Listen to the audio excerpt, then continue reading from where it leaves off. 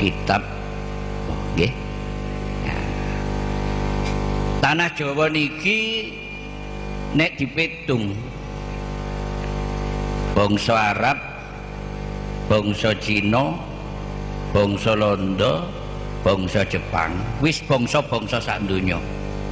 Kira-kira sing luwih dhisik mlebu tanah Jawa niku sing pundi?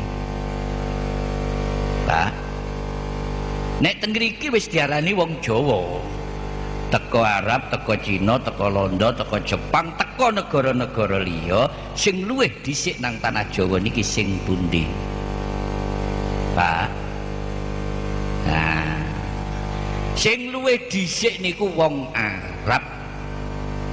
Merga panjenengan sedaya mboten kelangan lacak lan mboten iso nutupi barang sing wis kelakon. Sapa sing babat tanah Jawa? Sinten, Pak? Lho langge wis hafal Syekh Subakir.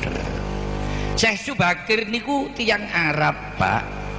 Syekh Subakir niku namine Sayyid Muhammad Al-Bakir bin Sayyid Jumadil Kubro bin Sayyid Zainal Abidin bin Sayyid Husain tapi dede kula. Lho ngoten lho. Den nggih. Bin Sayyidatina Fatimah binti Rasulillah Muhammad sallallahu alaihi wasallam. Dadi malih jelas sing babat tanah Jawa niku putune Kanjeng Nabi. Mulane kala wau dipun dawuhaken kalih sadatinal kiram Rama Kiai Zainal Wasat kala wau bilih teng tanah Jawa niki paling kathah anak putune Kanjeng Nabi.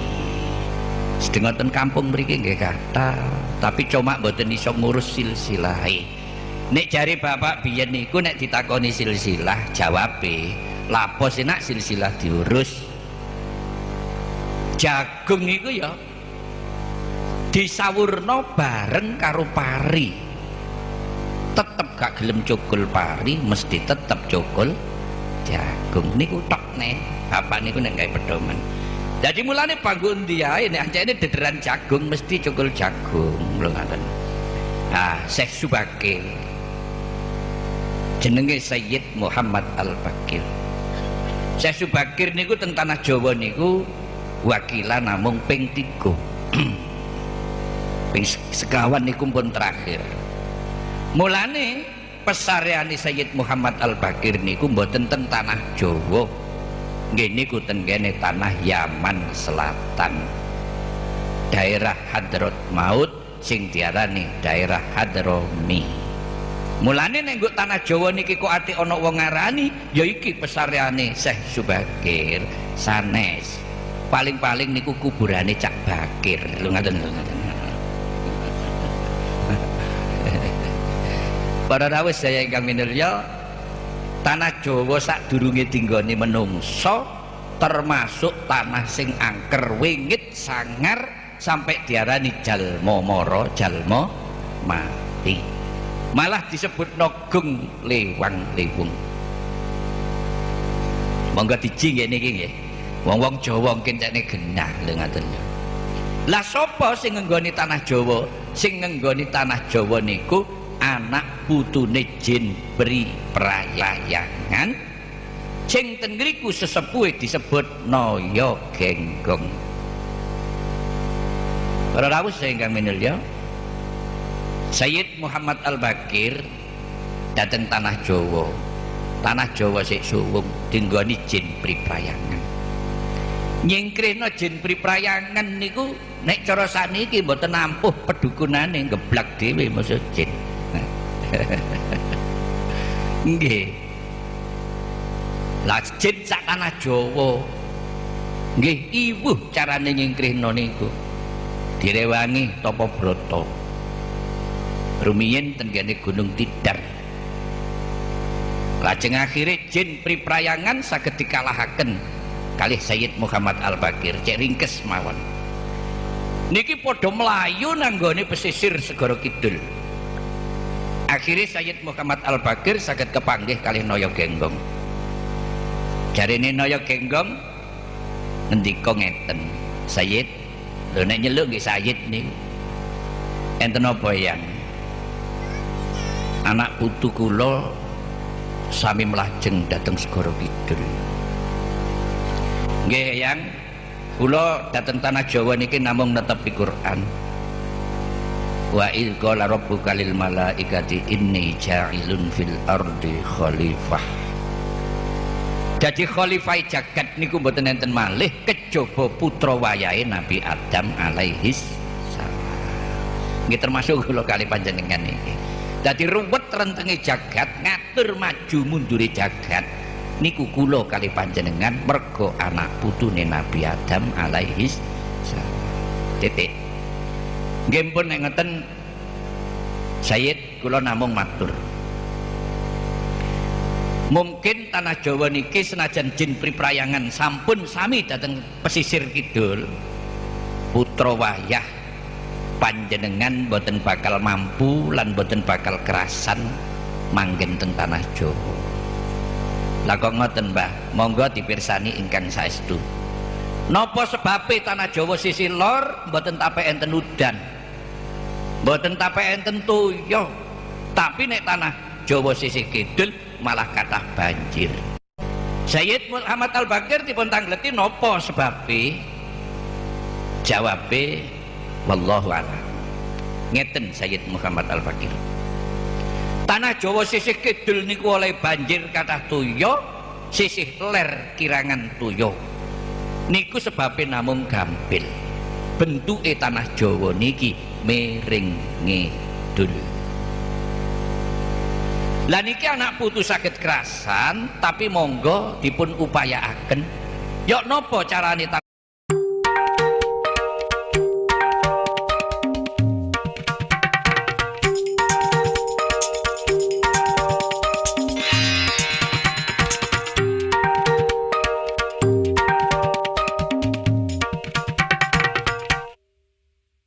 Jawa niki syukur bagi nek saged miring ngaler sak mboten-mbotene niku sami antarane ler kali kidul. Abot sanggane. Nggih nek tempeh diringno gampang. Lah wong jagat jarene miring kidul. Mulane jarene Naya Genggong kapan ana tanah bentuke miring kidul masih dibangun api kaya apa tetep sangar. Gak tapek kerasan dinggoni. Mulane jenengan sedaya nek gadah tanah kok miring ngidul, ayo diuruk, nek arah salasen nguruk ayo nang didol lain. Ora wis Kang Minul ya. Nggih.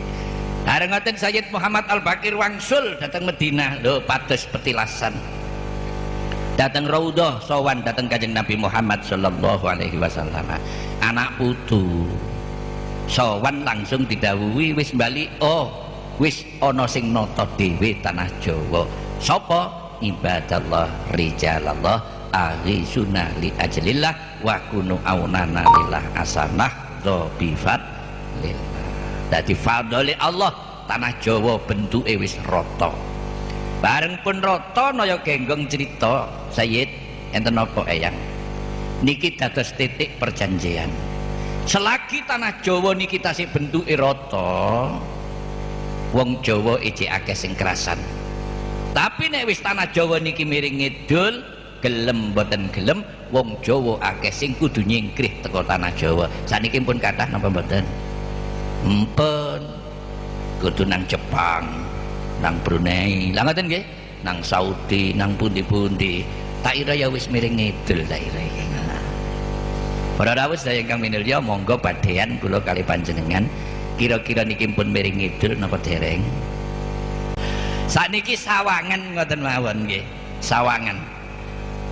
Niki nek didelok Sawangan tanah Jawa niki jelas wis miring ngidul. Napa sebabe? Tahun pinten Gunung Kelut jeblos. Nggih. Gunung Kelut jeblos, lahar niku mutahe ngalor ngetan. Diperkirakan Mojokerto bakal kena lahar sisan. Cuma lha ngaten lho. Lahar niku kok aneh. Pas kula ngaos cedhek Gunung Kelut niku diceritani kali para kiai teng mriku. Sedaya pun sami kuwatir, Gus. Koyok-koyok lahar niku numplek teng ngene pondok pesantren mriki. Tapi kenyataane fadhole Allah kok mboten ngoten. Lah kok lahar niku playune ngalor ngetan, dadose kok malih ngilen. Ngilen pun dugi kilen niki kok munggah gunung. Lah mangkane lahar niku banyu panas. Lah ya wong ana sing ledok kok munggah gunung iku lak banyu gendeng jenenge lho ngoten lho. Nen anane munggah gunung niku nuduhno nek tanah Jawa wis miring ngidul. Bareng teko gunung kidule gunung jalan raya disasak kali lahar niku. Ical toya langsung dateng segara kidul. Para rawuh ingkang minulya niki nuduhno nek wis tanah Jawa miring ngidul. Para rawuh saya ingkang minulya kula terusaken. Lah tanah Jawa niki asale miring ngidul. Bareng pun ketinggal rata Syekh Subakir sowan malih dateng Kanjeng Nabi. Kanjeng Nabi dawuh tanah Jawa iku kudu kok pasang tumbal. Dadi faslun bibabil tumbal ngoten mawon. Napa sing didamel numbali tanah Jawa? Sisih lor iku tumbalono kabeh. Sing digawe tumbal niku dede Quran, sing digawe tumbal niku dede watu, sing digawe tumbal niku dede tulisan, tapi sing digawe tumbal menungso nggih niku putra wayahe Kanjeng Nabi. Mulane para sayyid, para kabaib, para wali sampai wali songo niku kabeh ten pesisir lor. Mboten enten sing rada ngidul niku mboten enten. Mboten enten sampean goleki. Ngoten. Habaib sing kathah sisih ler sak pengwetan niku ngoten tumbale tanah Jawa supaya tanah Jawa niki gak kesusu miring ngidul. Lah tumbal niku diarani jimat, iso aji tapi nek gelem ngrumat. Lah nek dijarno wis gak diopeni, tumbal niku sampai ambles sampai adoh, gelem gak gelem tanah Jawa miring ngidul. Untung iki anak putu niki akeh sing ziarah dateng Wali Songo ngoten lho. Dadi niku tumbal. Tapi kadang-kadang ana wong ditakoni wong jawabe mbanyol. Apa sih sebabe Wali Songo kok nggo pinggir lor? Iya mergo iku bisnis. Ngawur ae. Iki bisnis ae ngoten. Para rawuh saya ingkang minulya niki sing kula aturaken masalah bab tanah Jawa sing luwih dhisik bangsa Jawa niki nggih niku teka negara Arab. Anapun teka liya-liya niku pancene menyusul mergo kabeh niku dulur. Ini berpikir sebab saya ini adalah kelahiran Mojopahit. Yang saya pikirkan kerajaan Mojopahit itu tidak seperti kerajaan-kerajaan yang lain. Kerajaan Majapahit itu bekasnya saja tidak ada yang tahu. Dan di mana letaknya kerajaan Majapahit? Tapi mengapa keharuman Majapahit makin lama makin memuncak, makin lama makin berkembang, sampai Raja Pat niku lho berbicara. Nih. Istana di dalam lautan satu adalah di Jeddah. Seluruh dunia yang besar dan canggih sama sekali tidak dapat membuat istana di dalam lautan kecuali Saudi Arabia. Istana di dalam lautan yang kedua adalah di Mojopahit, istananya Mbok Nyai Roro Kidul.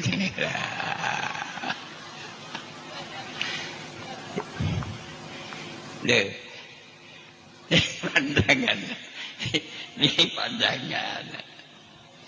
Jadi yang saya dalami, ada apa sih sebenarnya di dalam Majapahit kok terjadi seperti itu?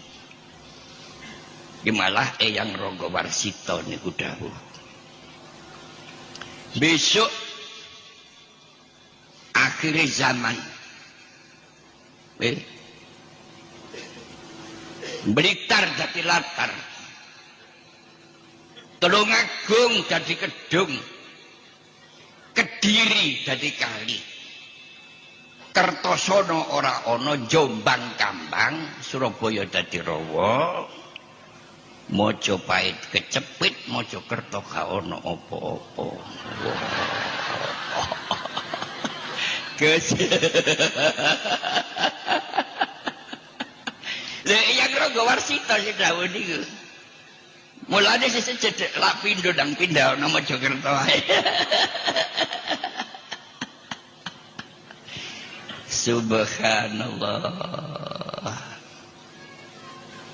Jadi kula niki yo gak melok arek sekolah, yo gak melok arek ngaji. Kula niku melok awak kula dhewe. Percil anake kodhok. Aku dhewe anake mbok wis ngoten.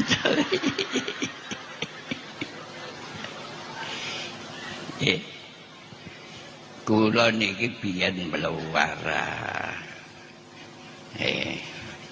Tapi nggo kene ya kok ana sing nyukuli kaya kula lho ngoten. Ya Allah. Badhe ngoten niku ya wis duwe pandangan dhewe lho ngoten. Duwe cita-cita dhewe. Para hadirin sing diarani pusaka Demak Sabuk Inten Nagasasra. Bapak Presiden Soeharto almarhum goleki keris niku nglumpukno keris semacam itu sebanyak 17, mbuh regane gak ngerti, tapi kabeh niku palsu karena pandangan yang kurang tepat. Sing asli Sabuk Inten Nagasasra niku biyen tau manggen ten nggen kula. Lah niki saking sing gadah ditumbas kalih Bapak Presiden Soeharto pun dibayar, disaksikan secara lengkap dan baik di beto mriko mulih dhewe. Lah iku sing diarani Nagasasra sing asli. Lho ngoten lho. Mulane nek ana kemanten anyar kok mulih dhewe ku arek sing asli. Asli wis asli. Lho ngoten. Dideleh ten nggen kula rong sasi niku gak gelem mulih. Mboten enten keris api kejaba Sabuk Inten Nagasasra. Niki kehebatan Majapahit sampai sekarang masih ada. Nomor kalih ten kene alas Bojonegoro, teng tengahe alas enten griya alit. Kula teng ngriku lho, awakmu nggih beneran. Mbok menawa iki sanggemamu. Napa, Mbah? Nggih meja niki enten kotak kayu ngeten iki. Sapa sing ngangkat kotak iku senajan cilik gak ono sing kelar. Apa maneh buka. Apa maneh njupuk klambine. Enten di sini napa, Mbah? Iki tinggalane Eyang Ronggolawi.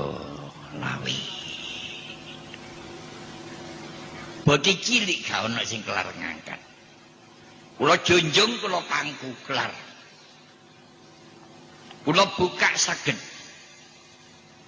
Tibake klambi Antakesuman niku nggih kain biasa. Kula jeber.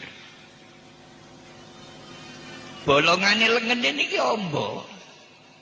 Tangan kula lebokno yo gak iso mlebu nyimpan. Kekuatan Majapahit. Nggih. Kekuatan Majapahit. Berarti duduk sanggemamu nak. Besok akhirnya zaman ono sing nrimo niku. Gitu kok Gus ngen ben anak kula ya napa. Utawa putrane niku. Sak modal. Jadi kula mboten sekolah, mboten ngaji. Tapi kula mendalami ada apa sih di Majapahit itu. Temu. Nggih. Besok nek dunia ketiga masih Amerika ngebom nang Majapahit gak ngarahne iso muni. Australia ngebom nang Majapahit gak ngarahne iso muni. Negara-negara sing anti karo Indonesia ngebom nang Majapahit gak ngarahne iso muni sebab simpenan pusaka Majapahit niku masih utuh sama sekali belum dimiliki siapapun. Masih sing digawa nang negara Londo palsu. Masih sing digawa nang Jepang palsu. Kula ngomong ngene iki wong roh dhewe kok. Nggih. Roh dhewe. Lajeng ten ngene Malang, Gus. Ngene Malang. Ngene niku lho. Dhisik. Sing tempeh niku lho. Lumajang. Kula mlebu ten ngene alas Lumajang. Enten tiyang sepuh awakmu le nggih. Enten jala niku nyentel. Tambange niki nemplek ten lemah. Ya iki le sing diarani jala pamungkas. Sapa wae ngangkat tambange iku gak kelar. Pancene mboten kiya. Sing iso apa maneh gawa iku sing miliki. Lah kula tak buka tak blobosi menjero, iso. Lah jane wong dablek niku isoan kok ngoten lho. Iso. Inilah Majapahit. Pusaka Majapahit masih lengkap. Nggih. Ngoten niku mbah niku terus dawuh. Jala dijupuk. Silih dijajal gawe njala. Wong kula niku iso njala. Dadak jala niku lho. Kula beber niku gak gelem niku. Duduk sanggemamu le. Besok akhirnya zaman iki ana sing jamani, ana sing nyanggemi. Iki besok montor muluke Amerika, Jepang, Londo ditebar nganggo jala iki kaya iwak badar. Mulane dadi wong Indonesia gak usah cilik ati. Bah masih ana swara teroris wong gak di negara lha apa diwedeni. Bah ana swara ISIS. Nggih, wong atase gak kaya isi rokok ae. Gak duwe negara apa diwedeni. Wali songo ngislamno wong Indonesia, ngislamno wong tanah Jawa, ngislamno wong kafir tanpa perang mung syaraté loro. Siji wibawa, nomor loro bertindak kasih sayang. Sakniki akeh arek nyelutak. Nggih, ngafir-ngafirna wong Islam niku nyelutak. Akeh arek nyelutak maneh sujud syukur hukume haram. Nggih ya. Hati-hati. Subhanallah. Kula critani. Gus pamer Gus nggih. Jadi ini pengalaman nih wong Indonesia niki lho ngoten. Nggih. Yo ono sing kaya Gus niki, rektor. Nggih. Termasuk nisore bawahane anak kula. Sarjana ekonomi, wis mung macem-macem. Lah kula niki dijak kali Mbah Kim rahmatullah alaih nang Segara Kidul. Mbah Kim dawuh wong kile lek nang Segara Kidul ora oleh nggawa sesuatu sing rupane ijo. Senajan rupa satangan dilalap karo ombake Segara Kidul. Apa maneh nggawa sesuatu sing ngandung besi. Sabuk kula duduhaken. Sabuk kula ijo, Pak. Sae gedhe tapi gak ono duwike. Mendel mboten dawuh napa-napa. Nggih. Kanca-kanca niku padha nyabrang. Nggih, guyon-guyon. Kula niki kepingin demok banyune Segara Kidul. Mboten saged. Angger ajenge kula demok mundur, mundur. Akhire kula mular. Hadiah Fatihah dateng eyang. Sinten? Retno Dumilah. Nggih. Niku garwane Mbah Kyai Ageng Pamanahan. Kula maca Fatihah kali mular. Padha-padha wonge kok ntemok banyu ka oleh. Baru alon banyu niki. Kula damel wudu. Kali mular kula niki. Mari wudu kula mlampah. Kok banyu tambah mundur. Ombak kaya gunung nduk kulon ku etan ku kidul. Malah kiai-kiai kata sing ngiting. Cuma kiai-kiai niku nek mancik sikile niki dipasaken sikil kula. Nggih. Kuwatir kari. Mantuk kata sing cerita. Ibu lare-lare. Bojo kula ini kemalan nuntutan. Ganggu Mekah, ganggu endi, apa sing sampean lakoni, aku kudu melok. Sampean iki jare Segara Kidul sampean sabrangi. Ombak nyise, kapan aku dijarono? Jenenge kasih sayang. Lha saestu. Kiai-kiai kata sing mut dateng Segara Kidul. Kula masih ten Mekah tangane ya tak gandengi. Mboten tahu kula pisah kali bojo tak gandengi.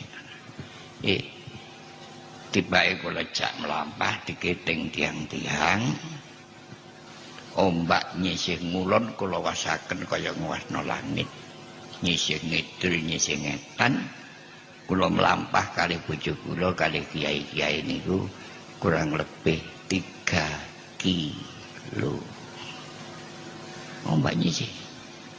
Nggih. Gini ki sing kula aturaken ilmu kabeh ilmune Gusti.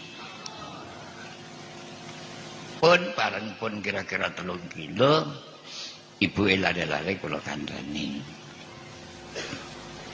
Pesene Raja Pat rahmatullah alaih. Iki kata terusno. Engko bek menawa awak-awakan iki terus kepethuk istanane Eyang Retno Dumilah dijak mampir. Aku ambek kon kerasan anakmu nek ndeleki nang endi. Inilah Majapahit.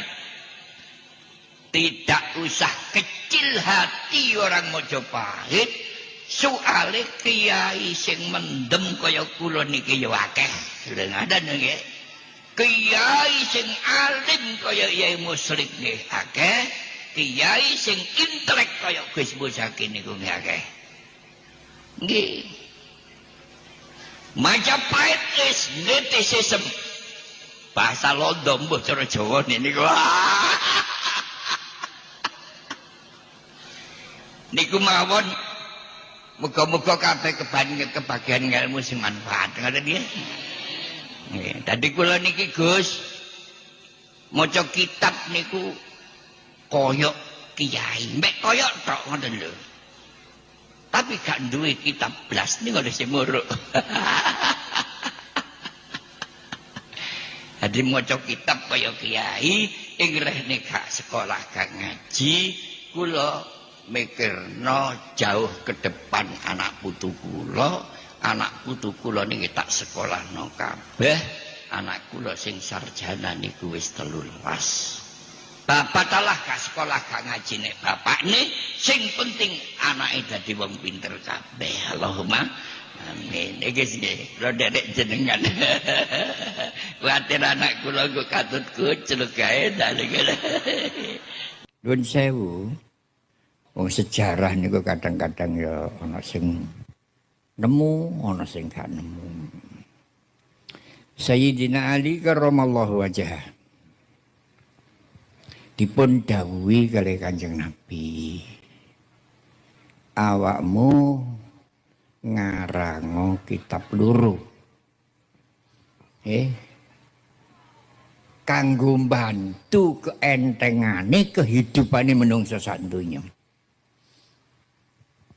Sinten mawon kanjeng wis sapa ae. Siji awakmu ngarango kitab sing isine ilmu agama Islam. Nomor loro nggih matur nuwun. Ngarango kitab sing isine ilmu teknologi. Jadi ilmu teknologi iso gawe montor muluk niku ilmune Sayyidina Ali. Sewu. Bareng pun kitab loro niku pun dadi cemplungno segara. Tibake sing kitab isine ilmu teknologi klem. Sing kanggo bahan kula kali panjenengan gak gelem kelem.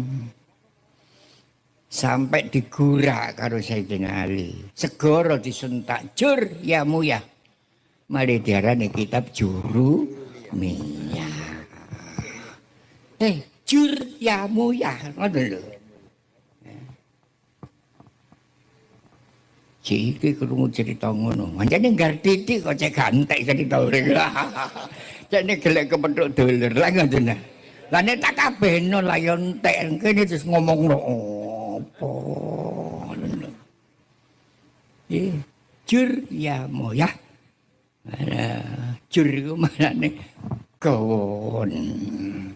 Ya moyah ku banyu gak gelem. Kanjeng Nabi dawuh bareng matur sing teknologi garam kanjeng Nabi iya. Wong anjene kabeh donya niku butuh penghidupan. Jadi iku ngemai kehidupan kanggo wong-wong sing gak nggone Islam. Nah ngoten. Masih wong Islam ya ono sing duwe ilmu iku. Ya. Dene nek sing diarani juru miyah iku ya kanggone wong ora glate. Iki kata jur ya moya. Mbon kadang-kadang sing takon.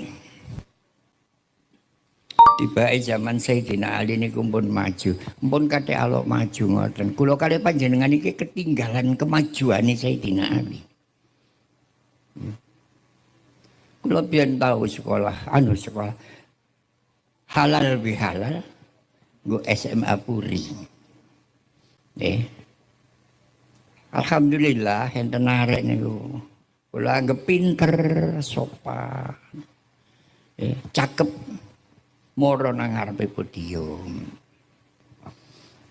Yai. Apa le? Sakniki enten hitung diwastani hitung matematika. Iya nak ya.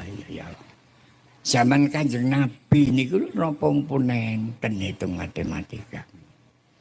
Lungguh nak, ya aku matur nuwun nang awakmu bagus ya nih. Lungguh tak jawab. Nek aku jawab gak ono berarti Kanjeng Nabi iku ketinggalan kemajuan. Tapi aku nek jawab ono aku kudu iso jelasno. Ya. Saestu. Biyen niku zaman Kanjeng Nabi nak. Ono hitung matematika tapi gak diceplosno matematika. Ya. Gak diceplosno matematika. Niki asal usule Kanjeng Nabi niku dawuh dateng para sahabat. Ya. Pas dawuh dateng para sahabat niku suwantene kepirengking njaba. Tibake nggo njaba ana tokoe wong Yahudi liwat sallallahu alaihi wasallam. Ana Madinatul ilmi wa aliyu babuha. Aku iki kotane segala ilmu pengetahuan. Ali pintune segala ilmu pengetahuan. Wong Yahudi moro. Nuwun sewu Kanjeng Nabi. Oh nggih, enten napa Kang?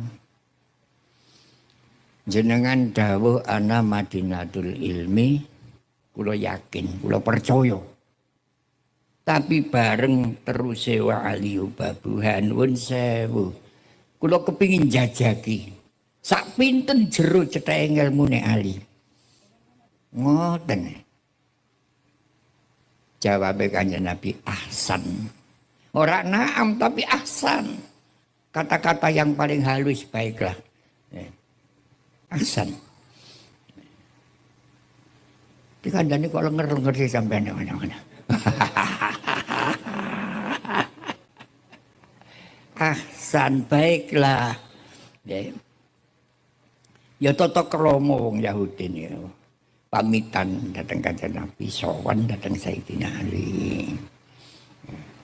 Bareng dumugi daleme Sayyidina Ali karramallahu wajhah. Wong Yahudi ngomong, Mas Ali, enten napa Kang? Kula pun matur dateng Kanjeng Nabi. Tapi kula niki dadi wong Islam, kula wong Yahudi, mboten napa-napa. Kula mriki niki terus terang mawon nuwun sewu, kepengin jajaki kepinteran sampeyan. Nggih sebab Nabi niki dawuh ana Madinatul ilmi wa aliyu babuha. Tengriki sing kula tokakaken niku mboten urusan ilmu agama. Jenengan gudange pun. Tapi kula teng mriki niki sing kula takokaken ilmu hitung.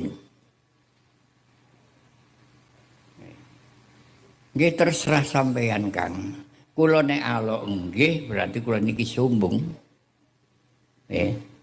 Gak wedi dijajaki wong. Tapi nek kula alok mboten berarti kula mboten ngarani dawuh Kanjeng Nabi niku mesti iso dipertanggungjawabkan. Jadi pun terserah sampean. Jadi kula meyakini dawuh Kanjeng Nabi niki dapat dipertanggungjawabkan. Nomor loro kula mboten nyumbungi sampean. Ngeten lho Mas Ali. Sing kula takokno niku ilmu hitung. Jumlahe hitungan pinten sing kena dibagi ket angka loro sampai teko angka 9. Lah ing grene ngene sekolahan SMA kula kandhaken rumus ilmu hitung niku terbatas. Sebuah bilangan habis dibagi 2. Apabila angka yang terakhir bilangan 2 atau 0. Dibagi 3 gak kena, dibagi 4 gak kena, berarti terbatas. Rumus ilmu hitung. Nek kena dibagi 3 gak kena dibagi 2 sampai seterusnya. Padahal ini sing ditakokno jumlahe hitungan piro sing kena dibagi ke angka loro sampai teko angka 9.